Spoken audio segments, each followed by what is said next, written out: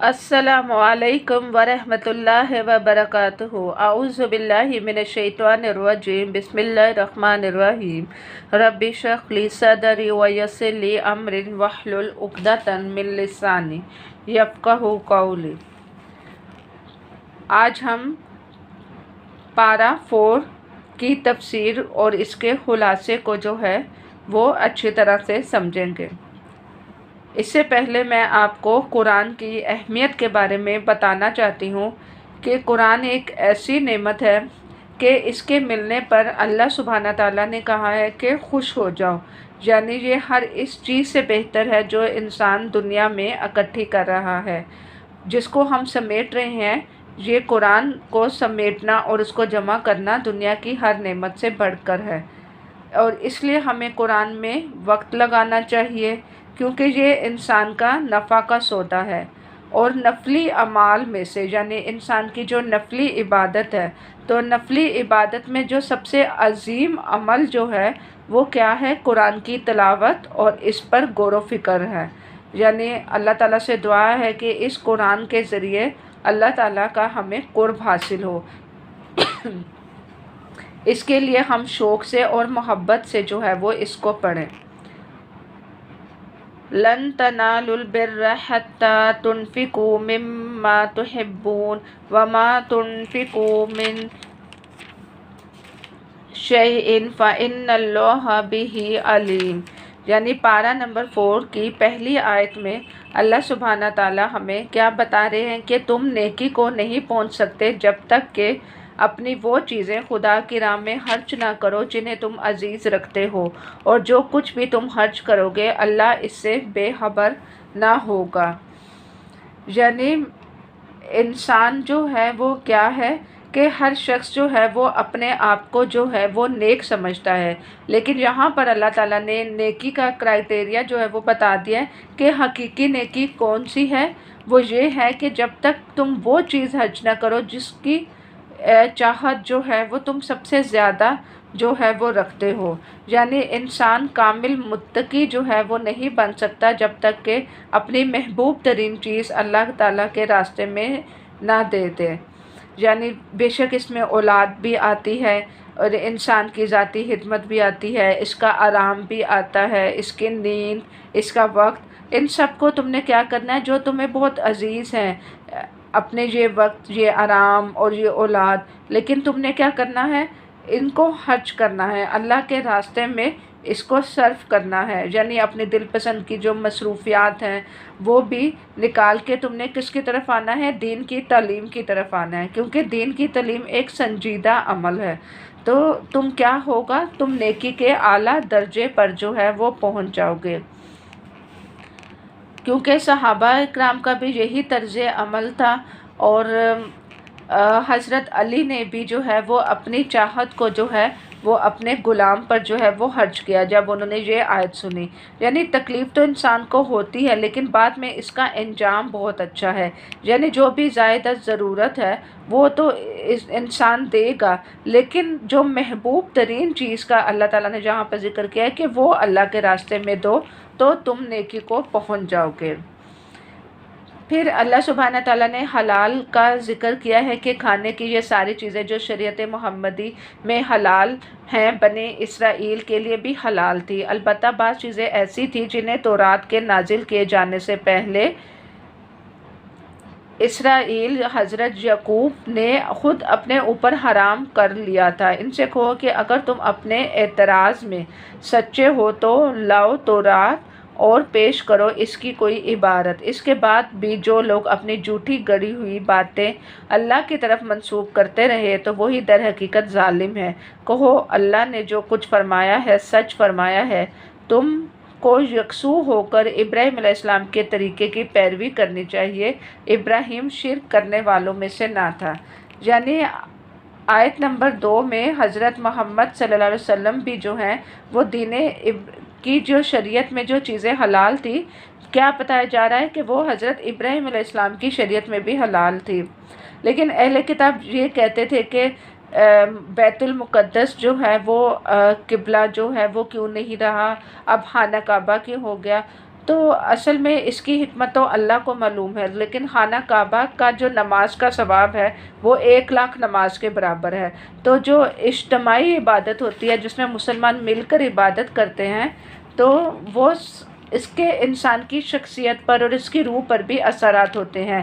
اور دوسرا یہ کہ جو خانہ کعبہ تھا وہ دنیا کی سب سے پہلی مسجد تھی جو زمین میں بنائی گئی تھی، اور اللہ تعالیٰ کی آیات کا جو ہے وہ انکار مت کرو، یعنی دین پر استقامت جو ہے وہ چاہتے ہو تو تم کیا کرو، دین اسلام کے ساتھ اور قرآن کے ساتھ اپنا یہ زندگی کا سفر جو ہے وہ جاری رکھو، اور اسلام کی حالت میں ہی انسان کو موت آئے، یعنی مرتے وقت لا الہ الا اللہ پڑھو، کیونکہ ڈرنے کا حق یہ نہیں ہے کہ ہم دنیا کو جو ہے وہ چھوڑ دیں اور صرف دین کی طرف ہو کر رہ جائیں، کیونکہ اللہ سبحانہ تعالیٰ نے ہمیں یہ سکھایا ہے کہ دنیا میں رہتے ہوئے ہم نے اللہ سے ڈرنا ہے، اس برائیوں کے ماحول میں اور اس ارد گرد کے اچھے اور برے لوگوں کے درمیان رہتے ہوئے ہم نے اللہ سے ڈرنا ہے، اور یہ نہیں ہے کہ ترک دنیا کو ہم نے چھوڑ دینا ہے، یعنی اپنے دل کو ذکر سے جو ہے وہ بھرنا ہے، شکر کے جذبے پیدا کرنے ہیں، ہر موقع پر جو ہے وہ اللہ کو یاد کرنا ہے، اور اللہ کی رسی کو جو ہے وہ مضبوطی سے پکڑو، کیونکہ سب مل کر اگر رہیں گے تو آپس میں کیا ہوگا، اتحاد جو ہے وہ آئے گا۔ اس کے بعد چوتھے سپارے میں اللہ تعالیٰ نے بار بار امر بالمعروف و عن المنکر کا جو ہے وہ ذکر کیا ہے کہ اس کے انسان کی زندگی پر کیا اثر ہے، تو اس لیے ہمیں امر بالمعروف و عن المنکر کا لفظ اچھی طرح سے سمجھنا چاہیے، کیونکہ ہم دنیا کے علم میں تو بہت زیادہ معرفت حاصل کرتے ہیں، لیکن جو قرآن کے مین پوائنٹ ہیں اور جن کا اللہ سبحانہ تعالیٰ بار بار ذکر کر رہے ہیں، جس کا انسان کی قیامت تک ان لفظ کے ساتھ عمل کا فائدہ ہے، تو پھر ہم کیوں نہ اس لفظ کو جانیں۔ معروف کہتے ہیں ہر وہ کام جو اچھا ہو، جو بہتر معلوم ہو، اور منکر وہ کام ہوتا ہے جو اللہ اور ایمان والے ناپسند کرتے ہوں اور اسے انسان کی فطرت بھی برا سمجھتی ہو، یعنی امر بالمعروف و عن المنکر کا مطلب ہے کہ لوگوں کو نیکی کا حکم دینا اور برائی سے جو ہے وہ روکنا، اور یہ کام اتنا اہم ہے کہ جب انسان یہ کام کرنا چھوڑ دے گا تو اللہ تعالیٰ قیامت والے دن دابت الارض یعنی زمین سے ایک جاندار جانور پیدا کرے گا جو کیا کرے گا، لوگوں کو نیکی کا حکم دے گا، برائی سے روکے گا۔ اور اسی طرح سے ایک قوم پر جب عذاب آیا تھا تو سب سے پہلے اس قوم پر جو ہے وہ کس شخص پر عذاب آیا تھا کہ جس پر جو امر بالمعروف و عن المنکر کا حکم نہیں دیتا تھا، حالانکہ وہ خود نیک تھا، تو اللہ نے کہا تھا فرشتوں کو کہ اس کے گھر سے عذاب جو ہے وہ شروع کرو۔ تو اسے ہمیں یہ اندازہ لگانا چاہیے کہ امر بالمعروف و عن المنکر کی انسان کی زندگی میں کتنی اہمیت ہے۔ جتنا بھی ہو آپ دوسروں کو نیکی کا حکم دے، جتنا ہو سکتا ہے برائیوں سے روکے، اور کچھ نہیں تو اپنے دل سے ہی برا سمجھے، یہ ایمان کا جو ہے وہ کمزور ترین درجہ ہے۔ اللہ تعالیٰ سے دعا ہے کہ اللہ تعالیٰ ہمیں اپنی زندگی میں اس قول کو زیادہ سے زیادہ اپنانے کی توفیق عطا فرمائے۔ پھر اللہ سبحانہ تعالیٰ کہہ رہے ہیں کہ اے لوگو جو ایمان لائے ہو، اگر تم نے اہل کتاب میں سے ایک گروہ کی بات مانی تو یہ تمہیں ایمان سے پھر کفر کی طرف پھیر لے جائیں گے، تمہارے لیے کفر کی طرف جانے کا اب کیا موقع باقی ہے، جبکہ تم اللہ کی آیات سنائی جا رہی ہیں اور تمہارے درمیان رسول بھی موجود ہے۔ تو جو اللہ کا دامن مضبوطی سے پکڑے گا تو کیا ہوگا، وہ ضرور راہ راست پر پائے گا۔ اور اے لوگو جو ایمان لائے ہو، اللہ سے ڈرو جیسا کہ اس نے ڈرنے کا حق ہے، تم کو موت نہ آئے مگر اس حالت میں کہ تم مسلمان ہو، اور اللہ کی رسی کو مضبوطی سے پکڑو۔ اور اسی طرح سے یہ کہ تم میں سے جو لوگ ہیں ایسے ضرور ہونے چاہیے جو نیکی کا حکم دے اور بھلائی کا حکم دے اور برائی سے روکے، تو جو لوگ یہ کام کرتے رہیں گے تو وہ فلاح پائیں گے، اور جو ان سے ہٹ جائیں گے تو وہ فرقوں میں جو ہے وہ بٹ جائیں گے۔ یعنی انسان اگر آخرت کو بھول کر مال کمانے کی پسند، یعنی اپنا مال جو ہے وہ پسند کی جگہ میں خرچ کرے گا تو اس کو تھوڑی سی لذت جو آئے گی، لیکن گناہ اس کو کس طرف لے کے جائیں گے، ہلاکت کی طرف جو ہے وہ لے کر جائیں گے۔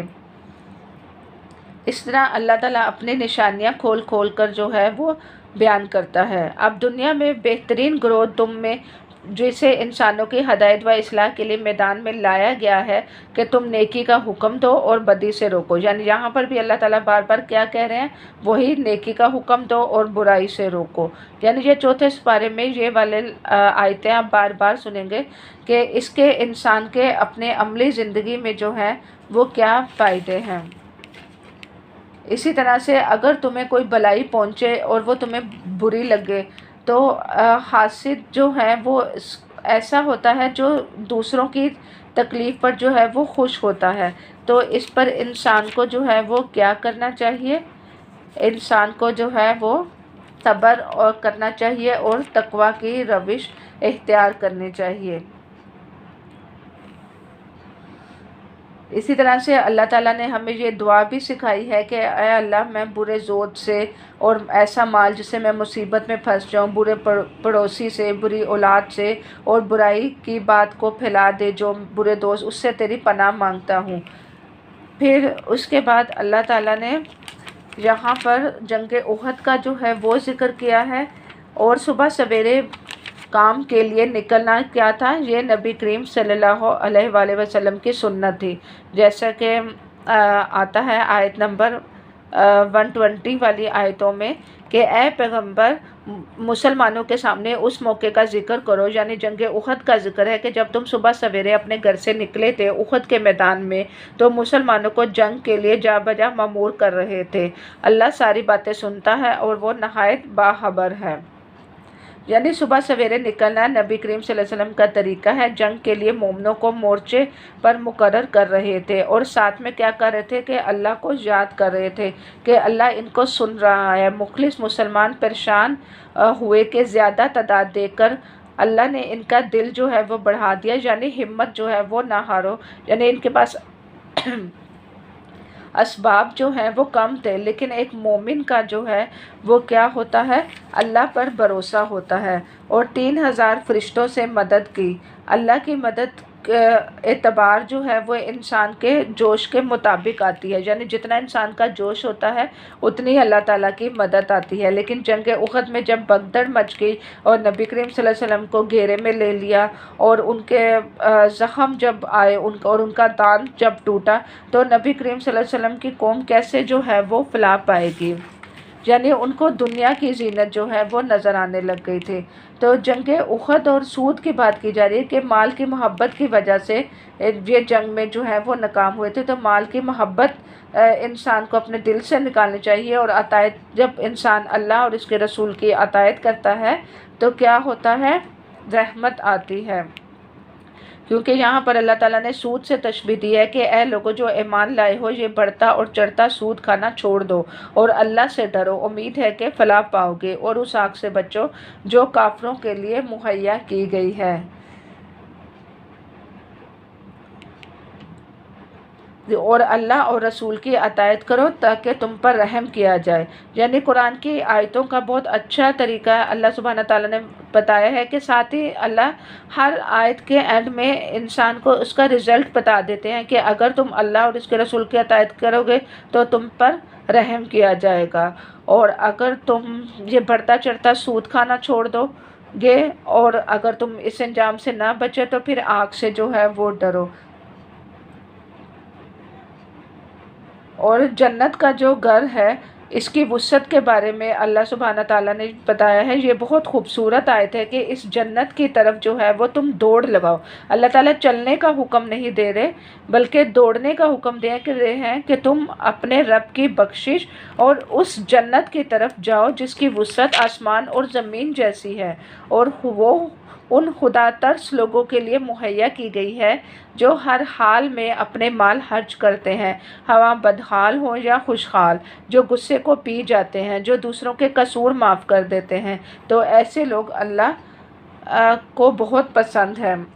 यानी जन्नत का घर जो है वो इतना बड़ा है कि एक हदीस है, उसका मफ़हूम है कि इंसान जो है वो 40 साल की मसाफत जो है वो इंसान को लग जाएगी अगर वो इसके एक किनारे से दूसरे किनारे की तरफ जो है वो आए। और जन्नत इतनी बड़ी है کہ اور مخلوق بھی پیدا کر دے گا اللہ تعالیٰ تو بھی یہ جنت جو ہے وہ نہیں بھرے گی۔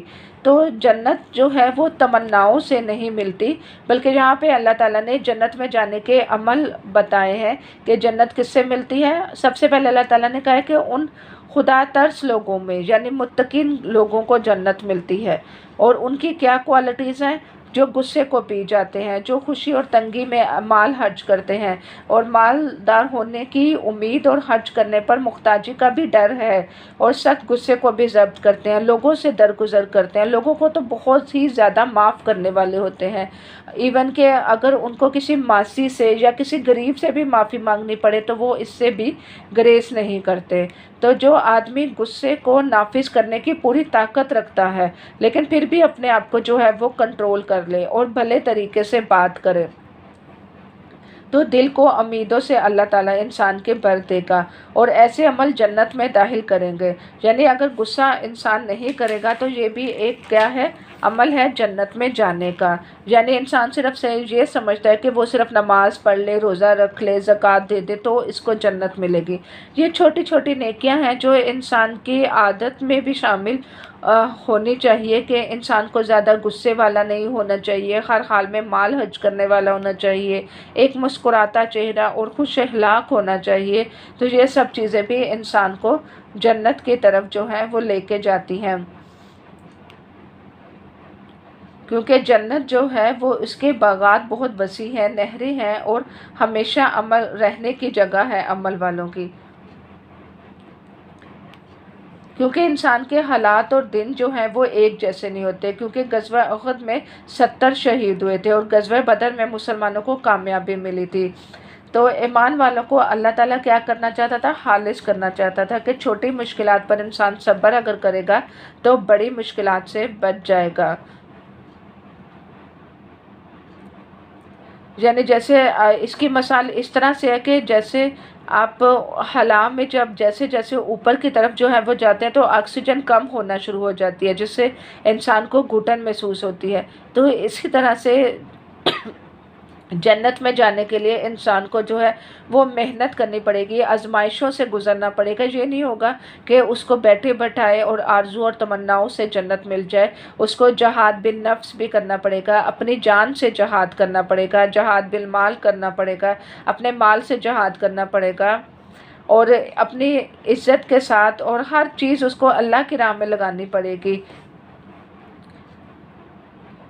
اور اس کے بعد اللہ سبحانہ تعالیٰ نے جو ہے وہ ایک مومن کو جو ہے وہ کیا بتایا ہے کہ آپ صلی اللہ علیہ وسلم کے بارے میں، کہ اگر آپ صلی اللہ علیہ وسلم جو ہے وہ فوت ہو جائیں یعنی تو کیا تم دین سے جو ہے وہ پھر جاؤ گے؟ یعنی کوئی بھی ذی روح اللہ کے اذن کے بغیر نہیں مرتی، کیونکہ موت کا وقت جو ہے وہ لکھا ہوا ہے۔ تو لیڈر کی خاطر تم نے کیا جنگ کے لیے اکٹھا نہیں ہونا؟ کیونکہ جب جنگ احد میں خبر مشہور ہو گئی تھی کہ آپ صلی اللہ علیہ وسلم فوت ہو گئے ہیں، تو اللہ تعالیٰ نے کہا وہ تو ایک رسول تھے اور وہ تو چلے گئے، اور اس سے پہلے کے رسول بھی چلے گئے۔ تو انسان کو جو ہے وہ اپنا دل جو ہے وہ شکستہ جو ہے وہ نہیں ہونا چاہیے، کیونکہ انسان کا اصل ٹارگٹ کیا ہے؟ کہ اپنے دین پر جمع رہے۔ یعنی یہ دعا کر، اے ہمارے رب ہماری غلطیوں کو اور کوتاہیوں سے درگزر فرما، اور ہمارے کام میں تیرے حدود سے جو کچھ تجاوز ہو گیا اسے معاف کر، اور ہمارے قدم جما دے، اور کافروں کے مقابلے میں ہماری مدد فرما۔ یعنی موت کا وقت تو لکھا ہوا ہے، اور دنیا کے مقصد کے لیے کام دنیا میں جو کرے گا تو اس کا بدلہ تو اسے دنیا میں مل جائے گا، لیکن انسان کو دین کے راستے میں صبر اور اللہ سے مدد مانگنے کی جو ہے وہ ضرورت ہے، کیونکہ شرک جو ہے وہ کیا ہے؟ بے برکتی کا ذریعہ ہے۔ کیونکہ انہوں نے جنگ احد میں جو ہے وہ رسول اکرم صلی اللہ علیہ وسلم کی بات جو ہے وہ نہیں مانی تھی، اور دنیا چاہی تھی، اور آخرت کو بعض لوگ جو ہے وہ چاہتے ہیں، اور بعض کیا کرتے ہیں؟ دنیا کو جو ہے وہ چاہتا ہے۔ لیکن اللہ اپنے بندوں سے چاہتا ہے کہ تم دنیا کے نقصان پر کیا کرو؟ غم نہ کرو، کیونکہ غم انسان کو کیا کرتا ہے؟ مفید کاموں سے روک دیتا ہے، اور اس کی کیا کہتے ہیں وہ بھٹک جاتا ہے اللہ کے راستے سے۔ خوش رہنے کا عادی جو ہے وہ انسان کو اپنے اوپر بنانا چاہیے، کیونکہ ہمارے لیے خاص طور پر ہم مسلمانوں کے لیے ایک ایک لمحہ جو ہے وہ اہمیت کے حامل ہے کہ ہم اس وقت کو جو ہے وہ ضائع نہ کریں۔ یعنی غم سے انسان کا سارا دن بھی خراب جائے گا اور اس کی اپنے دن بھر کی روٹین بھی خراب ہوگی، اس لیے اللہ تعالیٰ ہمیں غم سے نکالنا چاہتے ہیں۔ تو آپ بھی کوشش کریں کہ خوش رہیں اور اپنا ہر دن پہلے دن سے اچھا گزاریں اور شرح صدر میں رہیں اور اللہ تعالیٰ سے دعا مانگتے رہیں۔ اسی طرح اللہ سبحانہ تعالیٰ نے کہا ہے کہ نیکی کے کام کرتے چلے جاؤ، یعنی احد میں خوف سے ان کے قدم پیچھے ہٹ گئے تھے، تو جن کے دلوں میں منافقت تھی وہ نیکی کے کاموں میں کیا رہ گئے تھے؟ پیچھے رہ گئے تھے۔ تو اللہ سبحانہ تعالیٰ کہتے ہیں کہ اللہ ہی زندگی دیتا ہے اور موت دیتا ہے، تو اللہ کے راستے میں قتل ہو جائے جو مر جاؤ، تو آگے تمہاری بہترین منزلیں ہیں، کیونکہ ایک مسلمان کا تو یہی عقیدہ ہے نا کہ وہ کیا کرے، اس دنیا کو ترجیح نہ دے، آخرت کو ترجیح دے، کیونکہ ہم اس دنیا سے کیا کرتے ہیں؟ انتقال کیوں کہا جاتا ہے؟ انتقال کا مطلب ہوتا ہے کہ ایک دنیا سے یعنی ایک جگہ سے دوسری جگہ میں چلا جانا، یعنی ہم اس دنیا سے کوچ کر کے عالم برزخ کی طرف جاتے ہیں۔ ہماری زندگی ختم نہیں ہوتی، صرف ہمارا جسم کا اور روح کا رشتہ جو ہے وہ مرتے وقت ختم ہوتا ہے۔ تو اللہ سبحانہ تعالیٰ نے ہمیں کیا تسلی دلی ہے کہ اگر تم اللہ کی راہ میں مارے جاؤ یا مر جاؤ تو اللہ کی جو رحمت اور بخشش تمہارے حصے میں آئے گی، تو وہ ان ساری چیزوں سے بہتر ہے جنہیں یہ لوگ جمع کر رہے ہیں، کیونکہ ہوا تم مرو یا مارے جاؤ، بہرحال تم سب کو سمٹ کر تو اللہ ہی کی طرف آنا ہے، یعنی چاہے تم جنگ میں مرو یا شہید ہو، لیکن واپسی تو سب کی اللہ ہی کی طرف ہے۔ تو اس لیے اللہ تعالیٰ نے ہمیں کس بات کی تلقین کی ہے کہ انسان کو جو ہے وہ اپنی آخرت کی فکر کرنی چاہیے، مرنے کا وقت جو ہے وہ ایک مقرر ہے۔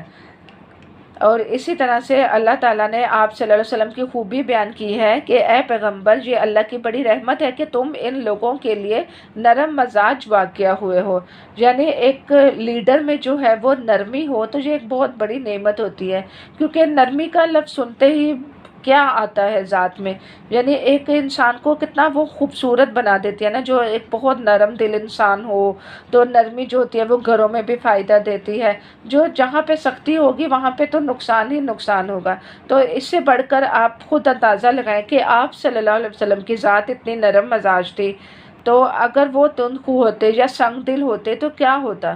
تو اس لیے انسان کو اپنے اندر بھی یہ کوالٹی جو ہے وہ پیدا کرنی چاہیے کہ انسان جو ہے وہ کیا ہو؟ نرم دل ہو۔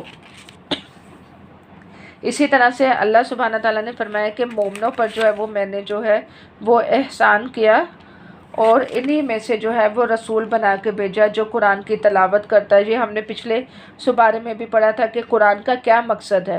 بار بار اللہ سبحانہ تعالیٰ ہمیں بتا رہے ہیں کہ صرف قرآن کا مقصد ناظرہ پڑھنا ہی نہیں، یا اس کو غلاف میں خوبصورت چڑھانا ہی نہیں، اس کو بار بار اس کی تلاوت کرنا، اس کو سمجھنا، اس کا تزکیہ کرنا ہے، اور اس میں کتاب و حکمت کی باتیں جو ہیں وہ تلاش کریں اور اس کو اپنی زندگی میں اپنائیں۔ شہید کے بارے میں بھی اللہ تعالیٰ نے کیا کہا ہے کہ وہ زندہ ہے، اس کو رزق ملتا ہے، تو عام مومن کو اس بات کا ادراک نہیں کر سکتا، یعنی برزخ کی زندگی میں شہید کو کیا ملتا ہے۔ یعنی حدیث میں بھی آتا ہے کہ ایک چونٹی کے کاٹنے کی جتنی تکلیف ہوتی ہے اتنی تکلیف ایک شہید کو جو ہے وہ ملتی ہے، تو آگے اس کے لیے کیا ہے؟ جنت کے مزے ہیں۔ تو جس چیز کو ہم انجوائے کر رہے ہیں تو وہ بھی یہاں آنے والی ہے، یعنی شہید جو ہے وہ دیکھ کر جو ہے وہ یہ بولے گا، یعنی مومنوں کا اجر جو ہے وہ کیا ہوتا ہے؟ ضائع نہیں ہوتا۔ یعنی انسان کو جو ہے وہ کس کی تمنا کرنی چاہیے؟ شہادت کی۔ اور اس کے بعد اللہ تعالیٰ نے ہمیں کون سا کلمہ سکھایا؟ حسبنا اللہ و نعم الوکیل و نعم المولا و نعم النصیر، کہ اللہ کی ذات ہی میرے لیے کیا ہے؟ بہترین کارساز ہے۔ اور ابراہیم علیہ السلام نے بھی آگ میں جا کے یہی جملہ جو ہے وہ بولا تھا۔ تو آپ بھی اپنی زندگی میں جب بھی کوئی مشکل آئے تو کیا کون سا کلمہ پڑھیں؟ حسبنا اللہ نعم الوکیل و نعم المولا و نعم النصیر۔ اسی طرح سے اللہ نے کہا کہ شیطان سے نہ ڈرو اور کفر کے رویہ جو ہے وہ نہ اختیار کرو، اور پھر جو لوگ ایمان لانے کے بعد کفر کے راستے پر جو ہے وہ چلے جاتے ہیں تو ان کے لیے دردناک عذاب ہے۔ یعنی ڈیل دینے کا مقصد یہ نہیں ہے کہ گناہوں میں انسان بڑھ جائے، تو انسان سمجھتا ہے کہ شاید جو کر رہا ہے وہ ٹھیک ہے، لیکن وہ انسان کو آہستہ آہستہ دردناک عذاب کی طرف لے کے جاتا ہے۔ اسی طرح سے اللہ تعالیٰ نے پاک کو ناپاک سے جو ہے وہ الگ کیا، پھر کہا کہ جو لوگ ایمان لائے اور تقوی اختیار کیا ان کے لیے بڑا اجر ہے۔ اور اس کے بعد آپ صلی اللہ علیہ وسلم کے بارے میں بتایا کہ وہ واضح نشانی لے کر آئے، اور ان سپارے میں سب سے خوبصورت آیت جو ہم اکثر اپنی زندگی میں یا اپنی روٹین میں یا خاص طور پر جب کوئی فوت ہو جاتا ہے تو ہم اس آیت کو دہراتے رہتے ہیں، وہ کون سی آیت ہے؟ کلو نفس ذائقۃ الموت، یعنی ہر ذی روح کو ایک دن کیا کرنا ہے؟ موت کا ذائقہ جو ہے وہ چکھنا ہے۔ یعنی موت جو ہے وہ ایک دن سب کو آ کر رہنی ہی ہے۔ تو جنت میں ہم نے داخل ہونا انسان کی کامیابی ہے، اور جو آگ سے بچ جائے، یعنی اللہ تعالیٰ نے کہا ہے جو آگ سے بچ جائے اور جو جنت میں داخل ہو تو وہی اس کی کامیابی ہے۔ تو دنیا کی زندگی کا سامان کیا ہے؟ دھوکے کا سامان ہے۔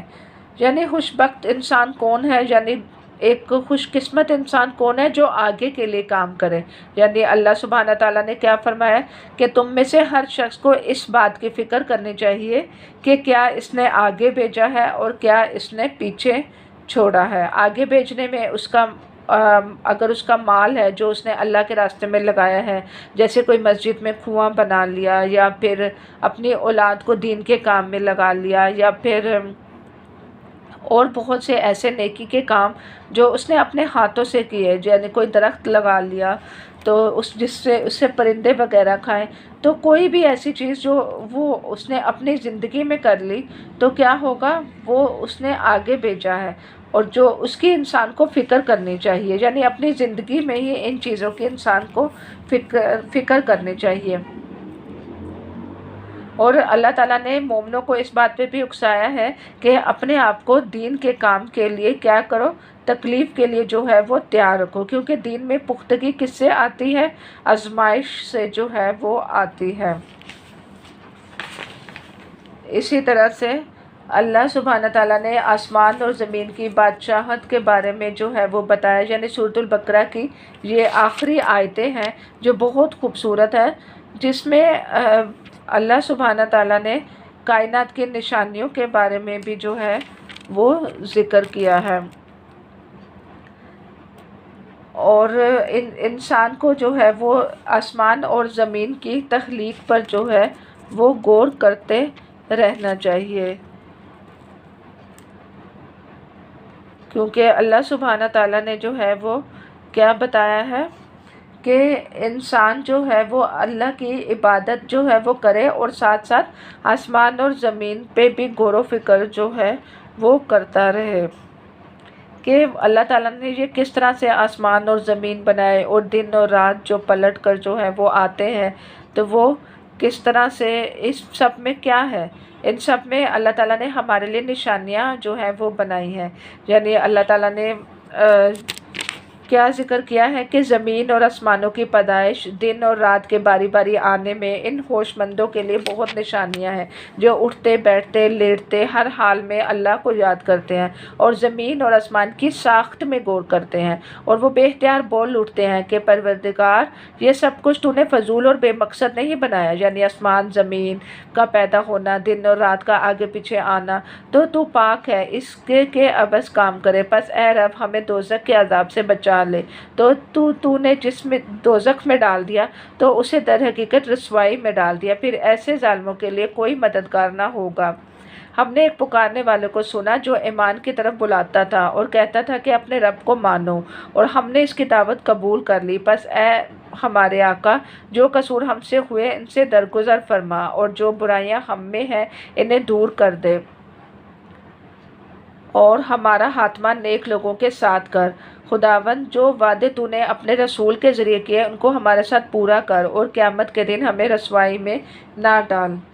یعنی یہ آیتیں جو تھی آپ صلی اللہ علیہ وسلم سحری کے وقت جو ہے وہ پڑھتے تھے، اور ہمیں بھی اللہ تعالیٰ توفیق دے کہ ہم یہ آخری آیتیں جو ہیں وہ یاد کر لیں اور سحری کے وقت پڑھیں، اور خاص طور پر اپنے ارد گرد کے ماحول کو جو ہے وہ پر غور و فکر کریں۔ یعنی بتایا جا رہا ہے کہ نیک لوگوں کے ساتھ ہمیں فوت کر، یہ سب قبولیت والی دعائیں ہیں۔ تو ایمان لا کر انسان کو جو ہے وہ تکلیفیں اٹھائیں گی، لیکن جو تقوی اختیار کرتے ہیں ان کے لیے کیا ہے؟ باغات ہے، جنت ہے، اور آخرت کا وعدہ جو ہے وہ زیادہ بہتر ہے اور پائیدار ہے۔ دنیا تو ایک ختم ہونے والی چیز ہے، تو جو عقل مند انسان ہوتا ہے وہ پائیدار والی چیز کو جو ہے وہ اپناتا ہے، کیونکہ دنیا آخرت کے مقابلے میں کیسی ہے؟ جیسے کہ سمندر کے مقابلے میں انسان کے کہ جو ایک انگلی میں اس نے سمندر میں ڈبوئی اور اس کے جو قطرے اس کے انگلی میں جو رہ گئے، یعنی جو پانی رہ گیا، صرف وہ دنیا ہے، اور باقی سمندر کیا ہے؟ وہ پوری آخرت ہے۔ تو ایک عقل مند انسان جو ہے وہ کس کو ترجیح دیتا ہے؟ وہ آخرت کو جو ہے یعنی سمندر کو ہی ترجیح دے گا، اور وہ دنیا کو دین کی خاطر جو ہے وہ نہیں بیچتے۔ تو آخری آیت جو ہے وہ مجھے خود بہت خوبصورت لگتی ہے کہ یا ایھا الذین آمنوا اصبروا وصابروا ورابطوا واتقوا اللہ لعلکم تفلحون۔ یہ سورۃ آل عمران کی آخری آیت ہے، جس میں اللہ تعالیٰ ایمان والوں کو ابھار رہے ہیں کہ کیا کرو؟ صبر بھی کرو۔ پہلے ایمان کا ذکر ہے، یا ایھا الذین آمنوا کہ ایمان لاؤ، پھر صبر سے کام لو، پھر باطل پرستوں کے مقابلے میں پامردگی دکھاؤ، یعنی مضبوطی دکھاؤ۔ برائیوں کے مقابلے میں انسان کو ایک مضبوطی کے لیے اللہ تعالیٰ تیار کر رہے ہیں، اور حق کی خدمت کے لیے کمر بستہ ہو جاؤ۔ یعنی ایک مسلمان ہر وقت حق کے لیے سرکردہ رہتا ہے، اور ساتھ ہی اللہ تعالیٰ کیا کہہ رہے ہیں؟ اللہ سے ڈرتے رہو۔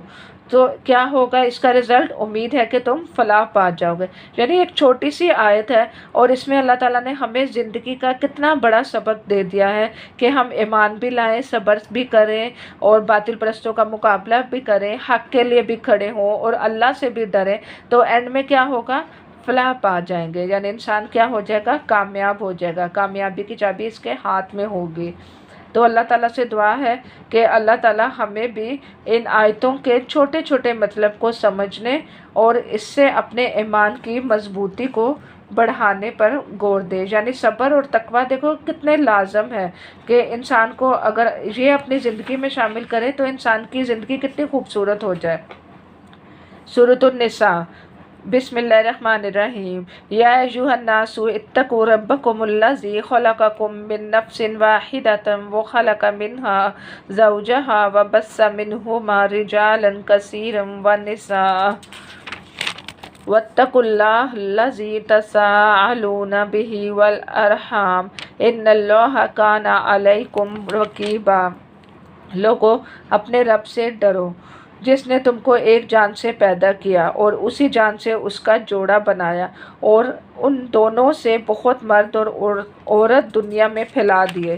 اس خدا سے ڈرو جس کا واسطہ دے کر تم ایک دوسرے سے اپنے حق مانگتے ہو، اور رشتوں و قرابت کے تعلقات کو بگاڑنے سے پرہیز کرو، اور یقین جانو کہ اللہ تم پر نگرانی کر رہا ہے۔ سورۃ النساء عورتوں سے متعلق ہے، یعنی دیکھیں اللہ تعالیٰ نے مردوں کے نام پہ کوئی صورت نہیں اتاری، عورت کے نام پہ جو ہے وہ صورت اتاری ہے۔ اس سے آپ اندازہ لگائیں عورت کتنی نازک ہے، اور عورت کے حقوق جو ہیں وہ اللہ کی نظر میں کتنے اہم ہیں۔ اور اس آیت میں اللہ سبحانہ تعالیٰ کہہ رہے ہیں کہ اپنے رب کا تقوی جو ہے وہ تم لازم پکڑ لو، یعنی لوگوں اپنے رب سے ڈرو۔ کس اللہ سے؟ جس نے تم کو ایک جان سے پیدا کیا، یعنی اپنے اوپر، کیونکہ یہ ایک بہت بڑی نیکی کی جڑ ہے تقوی، اس لیے اللہ تعالیٰ بار بار قرآن میں جو ہے وہ تقوی کا ذکر کر رہے ہیں۔ جیسے کہ سورۃ البقرہ کی بھی پہلی آیت میں جو ہے وہ ہمیں کیا کہا گیا ہے کہ یہ ہدایت کس کے لیے ہے؟ متقین لوگوں کے لیے ہے۔ الف لام میم ذالک الکتاب لا ریب فیہ ھدی للمتقین۔ یہ ایک نیکی کی جڑ ہے، تو ہمیں اس کو تھامنا چاہیے۔ تمام انسانوں کے ساتھ جو ہے وہ خیر خواہی کی۔ پھر اللہ تعالیٰ نے کہا کہ میں نے بہت سارے مرد اور عورت جو ہیں وہ پھیلا دیے، تاکہ تم کیا کرو؟ اللہ سے ڈرو جس کا واسطہ دے کے تم ایک دوسرے سے اپنے حق مانگتے ہو۔ پھر اللہ تعالیٰ نے یتیموں کا ذکر کیا کہ یتیم کے مال ان کو واپس دو، اچھے کو برے مال سے نہ بدل لو، اور ان کے مال اپنے مال کے ساتھ ملا کر نہ کھاؤ، یہ بہت بڑا گناہ ہے۔ تو ذمہ دار انسان جو ہے وہ ہوگا اگر وہ اپنے یتیم کے ساتھ جو ہے وہ انصاف جو ہے وہ نہیں کرے گا، اور اپنی خراب چیزوں کو جو ہے وہ نہ دو۔ یعنی آپ صلی اللہ علیہ وسلم نے کہا کہ یتیم بچے کی پرورش کرنے والا قیامت والا دن میرے ساتھ ایسے ہوگا جیسے کہ شہادت کی انگلی کی مثال انہوں نے دی جو دوسری کے ساتھ جو ہے وہ لگائی۔ پھر اسی طرح سے عورتوں کے مہر کا ذکر ہے کہ عورتوں کے مہر خوش دلی کے ساتھ فرض جانتے ہوئے ادا کرے۔ دیکھو اللہ تعالیٰ نے کس طرح سے عورت کے ایک ایک حقوق کو الگ الگ کر کے قرآن میں جو ہے وہ مینشن کیا ہے کہ جس سے اندازہ ہوتا ہے کہ عورتوں کے حقوق کی کتنی اہمیت ہے۔ یعنی اللہ تعالیٰ نے عورت کو جو ہے وہ کتنی عزت دی ہے اسلام میں کہ اس کے عدل کی شرائط کے ساتھ جو ہے وہ عورت سے نکاح کرو۔ اور پھر اس کے بعد اللہ تعالیٰ نے یتیموں کے بارے میں کہا کہ اور یتیموں کی آزمائش کرتے رہو جہاں تک کہ وہ نکاح کی قابل عمر تک جو ہے وہ پہنچ جائے۔ پھر اس کے بعد جو ہے وہ وراثت کا جو ہے وہ ذکر ہے، اور مردوں کے لیے اس مال میں حصہ ہے جو ماں باپ اور قریبی رشتہ دار نے چھوڑا، اور عورتوں کے لیے بھی اسی مال میں حصہ ہے جو ماں باپ اور قریبی رشتہ داروں نے چھوڑا، ہاں تھوڑا ہو یا بہت، یہ اللہ کا مقرر کرتا ہے۔ یعنی وراثت کی تقسیم اللہ کی طرف سے جو ہے وہ تقسیم ہے۔ تو ساتھ ہی اللہ تعالیٰ نے یتیموں کے حقوق کے بارے میں کہا کہ جو یتیم کے ساتھ ظلم کرتے ہیں وہ اپنے پیٹوں میں جو ہے وہ آگ بڑھتے ہیں۔ تو اولاد کے بارے میں جو ہے وہ تاکید جو ہے وہ کی ہے کہ، اور اسی طرح سے مہر جو ہے وہ اللہ تعالیٰ نے کہا ہے شوہر کو کہ وہ اپنی بیوی پہ دے اور اسے خرچ کرے، اس پر خرچ کرنے کی ذمہ داری بھی شوہر پر ہے۔ اسی طرح سے میت کے وارث کا جو ہے وہ ذکر ہے۔ تو اللہ تعالیٰ اپنے بندوں پر والدین سے بھی زیادہ مہربان ہے۔ یعنی وراثت کی جو ہے وہ پوری تفصیل کے ساتھ جو ہے وہ ذکر ہے کہ بیوی صاحب اولاد نہ ہو تو ترکے میں اس کو کتنا ملے گا، آدھا حصہ ملے گا۔ اللہ تعالیٰ نے ہر چیز کی تقسیم جو ہے وہ خود کی۔ تو وصیت میں تکلیف پہنچانا کیا ہے؟ کبیرہ گناہ ہے۔ 1/3 سے زیادہ وصیت نہیں ہو سکتی۔ یہ سب کیا ہے؟ اللہ تعالیٰ کی حدود ہے۔ اور جو اللہ اور اس کے رسول صلی اللہ علیہ وسلم کی اطاعت کرے گا یعنی تو اسے کیا ہوگا؟ اسے اللہ ایسے باغوں میں داخل کرے گا جس کے نیچے نہریں بہہ رہی ہیں۔ یعنی وصیت کے بعد اللہ تعالیٰ نے حدود کا ذکر کیا کہ اللہ کے حدود کی پیروی کرو۔ یعنی ایک باؤنڈری ہے اللہ تعالیٰ نے جو رکھ دی ہے، اس باؤنڈری کے اندر رہ کر انسان کو اپنی زندگی جو ہے وہ گزارنی چاہیے۔ پھر اس کے بعد جو کوئی توبہ جو ہے وہ کرے گا، یعنی جب انسان نے جہالت میں کوئی برا کام کیا اور اس کے بعد جو ہے وہ توبہ کی تو اس پر اللہ تعالیٰ مہربان ہوگا۔ یعنی یہاں پر آتا ہے کہ ہاں یہ جان لو کہ اللہ پر توبہ کی قبولیت کا حق انہی لوگوں کے لیے ہے جو نادانی کی وجہ سے کوئی برا فعل کر گزرتے ہیں، اس کے بعد جلد ہی توبہ کر لیتے ہیں۔ تو اللہ تعالیٰ اپنی نظر عنایت سے پھر متوجہ ہو جاتا ہے، اور اللہ ساری باتوں کو خبر رکھنے والا اور حکیم و دانا ہے۔ مگر توبہ ان لوگوں کے لیے نہیں ہے جو برے کام کرتے چلے جائے یہاں تک کہ ان میں سے کسی کا موت کا وقت آ جاتا ہے اور وہ کہتے ہیں کہ اب میں نے توبہ کی۔ اسی طرح توبہ ان لوگوں کے لیے بھی نہیں جو مرتے دم تک کافر ہیں، ایسے لوگوں کے لیے ہم نے دردناک سزا رکھی ہے۔ اسی طرح سے یہ بھی آتا ہے کہ قیامت والے دن جب سورج مشرق کی جگہ مغرب سے نکلے گا تب بھی توبہ قبول نہیں ہوتی، اور موت کے وقت جب فرشتہ نظر آتا ہے تو بھی توبہ قبول نہیں ہوتی۔ پھر اللہ تعالیٰ نے عورت کے بارے میں پھر ذکر کیا، کیونکہ یہ سورۃ نساء ہے اس لیے اس میں بار بار عورتوں کے حقوق جو ہیں وہ آ رہے ہیں کہ اے لوگوں جو ایمان لائے ہو، تمہارے لیے یہ حلال نہیں کہ زبردستی عورت کے وارث بن بیٹھو، ورنہ یہ حلال ہے کہ انہیں تنگ کر کے اسے مہر کا کچھ حصہ اڑا لینے کی کوشش کرو، تو جو تم انہیں دے چکے ہو، ہاں اگر وہ صریح بد چلنی کے مرتکب ہو تو ضرور تم تنگ کرنے کا حق رکھتے ہو، لیکن ان کے ساتھ بھلے طریقے سے زندگی گزارو۔ یعنی یہاں پر بھی اللہ تعالیٰ نے کہا کہ اپنی عورت کو اچھے طریقے سے رکھو۔ ہو سکتا ہے کہ ایک عادت تم اس کو اس کی ناپسند ہے تو बाकी उसमें बहुत सारी हैर मौजूद हो। एक आदत से तुम चिढ़ते हो तो उसका मतलब ये तो नहीं कि तुम उस औरत को घर से निकाल दो। तो इस्लाह के लिए क्या करना चाहिए, इंसान को एफर्ट करते रहने चाहिए, कोशिश करते रहने चाहिए, इसमें हैर ढूंढती रहनी चाहिए, और अपनी गलती को भी याद करें, तौबा करें, अपने वालिदैन से माफ़ी मांगें और सदका जारिया के काम करें, ताकि इंसान की दुनिया में ही तौबा जो है वो कबूल हो जाए और उसके गुनाह जरते रहें। शोहर बातों में जो है वो अपने अपनायत का एहसास दिलाए, एक अच्छे सलूक में, एक पीसफुल माहौल में जो है वो रहे, क्योंकि अल्लाह ताला ने जहाँ तक कहा है कि तुम औरत के चेहरे पर ना मारो, तो गाली भी ना दो, क्योंकि कामिल मोमिन जो है वो अहलाक में जो है वो अच्छा होता है। आप सल्लल्लाहु अलैहि वसल्लम की हदीस का मफ़हूम है कि मैं जो हूँ वो अपनी बीवियों में सबसे जो हुस्न सलूक के मामले में सबसे अच्छा हूँ। यानी इंसान का मोमिन और उसका कामिल ईमान तब मुकम्मल होता है जब वो अपनी बीवी के साथ अच्छा हो। इसी तरह से अल्लाह सुब्हाना ताला ने औरतों के ज़िक्र के साथ क्या कहा कि तुम पर हराम की गई तुम्हारी माएँ, बेटियाँ, फूफियाँ, खालाएँ, तुम भतीजियाँ, भांजियाँ, तुम्हारी वो माएँ जिन्हें तुमको दूध पिलाया हो, तुम्हारी दूध शरीक बहनें, यानी जिनके साथ तुम निकाह नहीं कर सकते, तो तुम्हारी बीवियों की लड़कियां जिन्होंने तुम्हारी गोदों में परवरिश पाई, इन बीवियों की लड़कियां जिन्होंने तुम्हारा ताल्लुक़ ज़न शो हो चुका हो, वरना अगर सिर्फ निकाह हुआ हो और ताल्लुक़ ज़न शो ना हो तो इन्हें छोड़कर उन लड़कियों से निकाह कर लेने पर तुम पर कोई मुआवजा नहीं। तुम्हारे इन बेटों की बीवियां जो तुम्हारे सल्ब से हों, और ये भी तुम पर हराम किया गया है कि एक निकाह में दो बहनों को जमा करो, मगर जो पहले हो गया सो हो गया, अल्लाह बख्शने वाला और मेहरबान है। और वो औरतें भी तुम पर हराम है जो दूसरे के निकाह में हो, अलबत्ता ऐसी औरतें इससे मुस्तस्ना है जो जंग में तुम्हारे हाथ आई, ये अल्लाह का कानून है जिसकी पाबंदी तुम पर लाजिम है। जैसे बाप की बीवी से निकाह हराम है, तो इस दौर की माशरे की जो खराबियाँ जो थी वो बताई जा रही हैं कि कौन कौन सी औरतें जो हैं वो तुम पर जो है वो हराम है निकाह के मामले में, जिनसे तुम निकाह नहीं कर सकते। तो ये हमारा चौथा सुपारा जो है वो आज कंप्लीट हो गया, और इससे उम्मीद है कि आपको बहुत सारी बातें सीखने का और इस पर अमल करने का मौका मिला होगा। तो इंशाल्लाह हम कल जब 5वें सुपारे का आगाज़ करेंगे तो चौथे सुपारे के अहम निकात पर भी का भी जायज़ा जो है वो लेंगे। अल्लाह ताला से दुआ है कि अल्लाह ताला हम सब को कुरान पर सही मानों पर अमल करने और इन रमज़ान में इसमें ज़्यादा से ज़्यादा गौर व फिक्र करने की तौफ़ीक अता फ़रमाए, और आप सबको रमज़ान मुबारक हो, और अल्लाह ताला इस रमज़ान के महीने को हम सब के लिए खैर व बरकत का और नेकियां ज़्यादा से ज़्यादा कमाने का मौका देने की तौफ़ीक अता फ़रमाए। व आखिर दवाना अनिल हम्दुलिल्लाहि रब्बिल आलमीन। सुब्हानकल्लाहुम्मा व बिहम्दिका नशहदु अन ला इलाहा इल्लल्लाह नस्तगफिरुका व नतूबु अलैक। अस्सलामु अलैकुम व रहमतुल्लाहि व बरकातुहू।